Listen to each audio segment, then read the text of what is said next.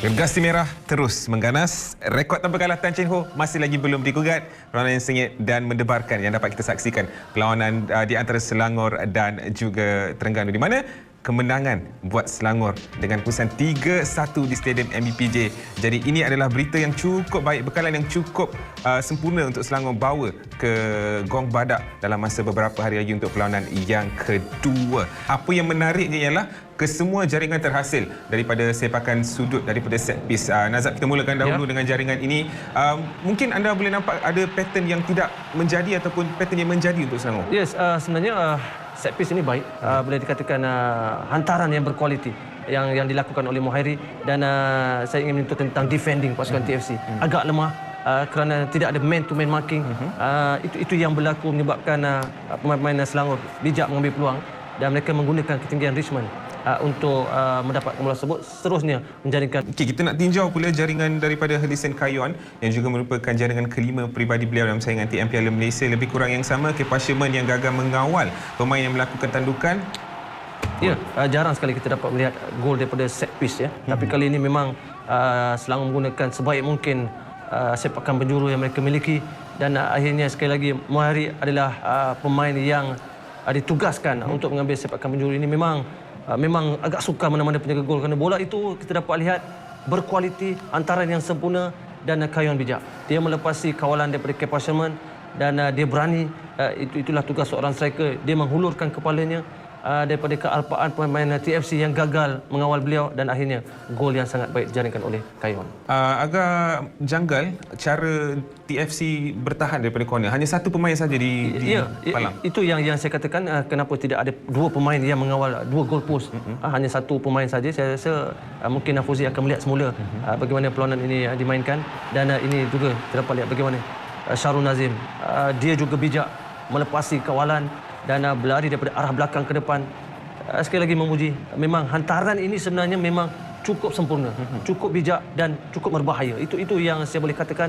In swinger ke dalam, Syarul Nazim dia berjaya melarikan diri daripada kawalan. Dia dapat lihat bagaimana goalkeeper sudah pasti tidak mungkin dapat menepis ataupun menangkap bola tersebut. Mohairi dengan 3 assist dari sepakan penjuru untuk menebus kesilapan beliau.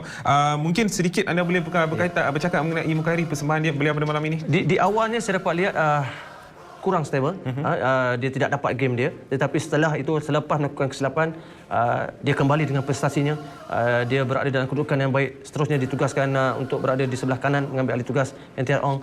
Malam ini saya nampak lihat memang dia berkesan dan sumbangan juga agak besar untuk pasukan Selangor. Adakah ini sebenarnya perancangan Tan Chin Ho untuk menjaringkan gol daripada set piece, ataupun perkara ini secara tiba-tiba berlaku untuk Selangor?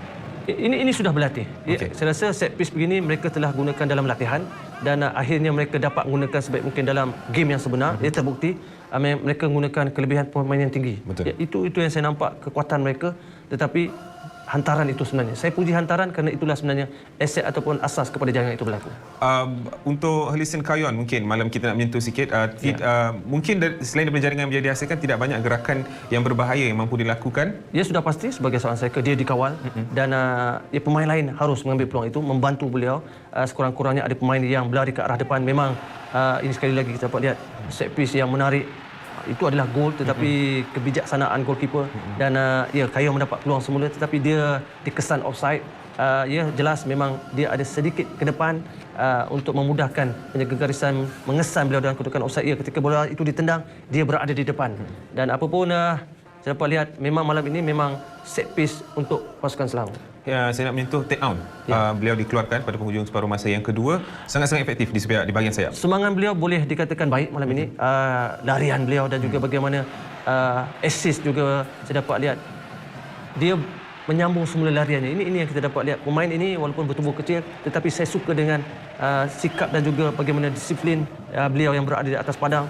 Walaupun berdua di depan, tetapi dia masih lagi mampu menyumbang dan juga membantu gerakan serangan pasukan Selangor. Counter attack yang hampir sempurna untuk Selangor mendapatkan jaringan yang keempat pada malam ini, tapi tidak berjaya. Nazab, 3 jaringan berbalas satu. Adakah itu bekalan yang selesa ataupun perlu lagi jaringan di perlawanan kedua? Tidak perlu leka kerana masih belum selamat. 3-1 saya rasa TFC mampu melakukannya lebih baik. Keputusan secara keseluruhannya untuk aksi kedua separuh akhir semalam menyaksikan JDT walaupun terpaksa bermain dengan 10 orang pada penghujung perlawanan berjaya untuk mendapatkan kemenangan 1-0 ke atas Sabah. Jadi mereka akan bertemu sekali lagi di Stadium Sultan Ibrahim, manakala pada malam ini 3-1 kelebihan awal untuk Selangor bagi aksi perlawanan pertama yang semestinya dua perlawanan yang menarik, yang seronok untuk kita saksikan.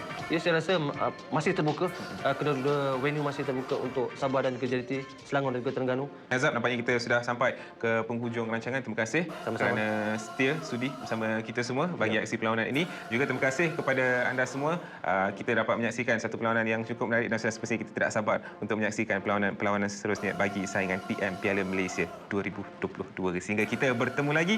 Assalamualaikum dan selamat malam.